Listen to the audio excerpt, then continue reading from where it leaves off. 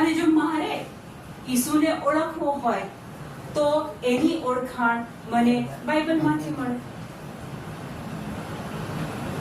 એટલે આ બાઇબલ તમારી દ્રષ્ટિએ કદાચ એક પ્રિન્ટેડ ચોપડી છે. મારી દ્રષ્ટિએ આ બાઇબલ મારા પ્રભુએ મને લખેલો પ્રેમપત્ર છે. તમારા સમયમાં તો ખબર નહીં, પણ અમારા સમયમાં મેરેજ નક્કી થયું હોય અથવા ફ્રેન્ડ્સ હોય તો એકબીજાને પત્રો લખતા હતા અને પત્રો દ્વારા લાગણી વ્યક્ત કરવામાં આવતી હતી. તો આપણા પ્રભુએ આ બાઇબલમાં એ કેટલો પ્રેમ કરે છે આપણને. એ આ બાઇબલમાં પાને પાને એમનો સ્વભાવ, એમનો પ્રેમ, એમની લાગણી, એમની આપણા પ્રત્યેની કન્સર્ન, એમણે આપણા માટે તૈયાર રાખેલું બ્રાઇટ ફ્યુચર, એ બધું જ આની અંદર લખેલું છે.